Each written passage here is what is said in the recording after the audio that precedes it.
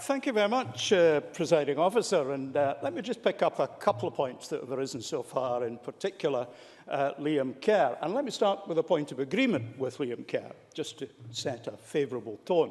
Change is certainly opportunity for those who have the energy and the ideas, but it also is a challenge which we also have to respond to. And that's always the case, whatever the nature of change. So at least I start with that agreement. I'm just going to briefly, however, pick up the point that the government has never said anything about the Faroes and the fishing.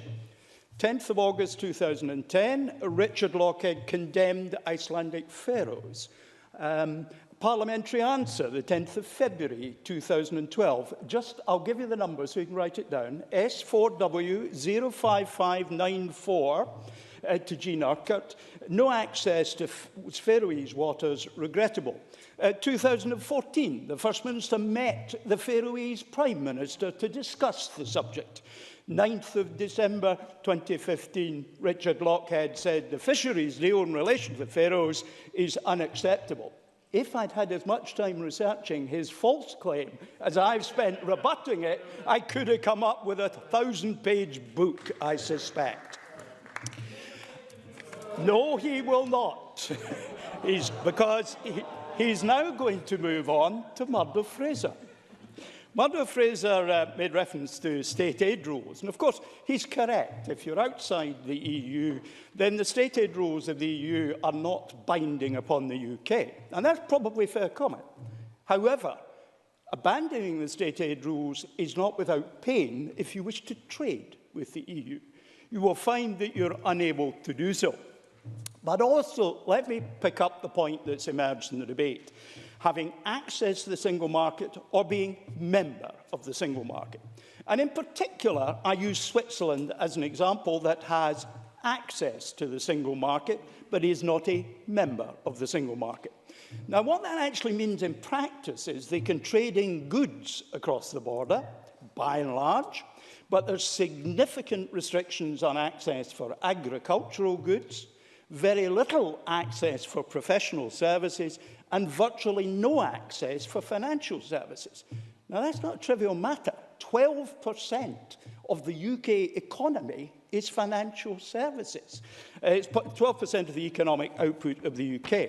So in considering whether we should be a member or merely have access, don't imagine they equate to each other. There are choices that can be made. That's perfectly proper, but they are not the same thing, and Switzerland tells us that. I've been talking about banking. I should also just declare that I voluntarily said in my register of interests I have shares in Lloyds Bank below the declarable limit. I want to talk a bit about the area that I represent. Aberdeenshire Council and Moray Council are in my constituency. A study that Aberdeenshire Council undertook suggests that there might be £11 million at risk, and I think that will be repeated across Scotland in different ways. In particular, the North East Scotland Fisheries Local Action Group, through the European Maritime and Fisheries Fund, are likely to lose money. And the North East farming sector receives between 75 and 100 million in EU subsidies. They appear to be guaranteed for some period of time, but the long term is very uncertain indeed. I want to talk a little bit about technology generally and how leaving the EU and being outside the European single market might affect them. In particular, the Unitary Patent Court. At the moment, if you wish to register a patent in the EU, you can do so once. Outside the EU, outside the Unitary Patent Court, which is a creature of the EU, you're going to have to register your patents 38 times. That's a significant burden on innovation in Scotland, which of course invented most of the modern world, but in the UK as a whole. And of course, we will have far less influence over patent law.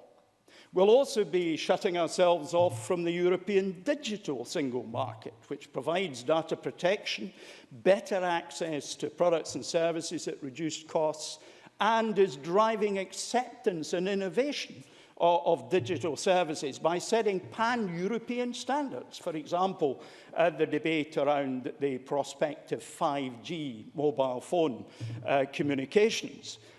That's important to Scotland, it's important to the UK. And some constituencies are going to be more effective than others, it's fair to say.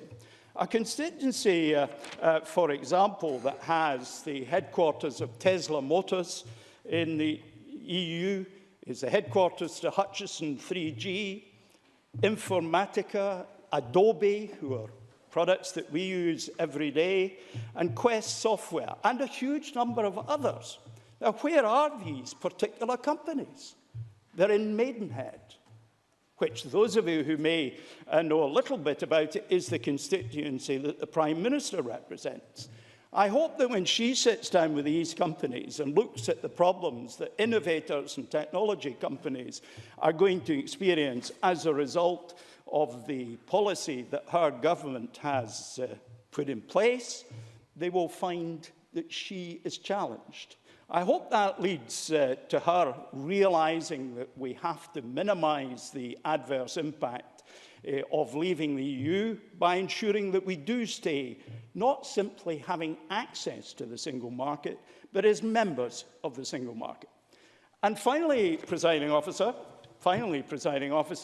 a survey of 1,000 Europeans working in the UK by Total Jobs suggests 25% of them are prepared to reconsider career options outside the UK.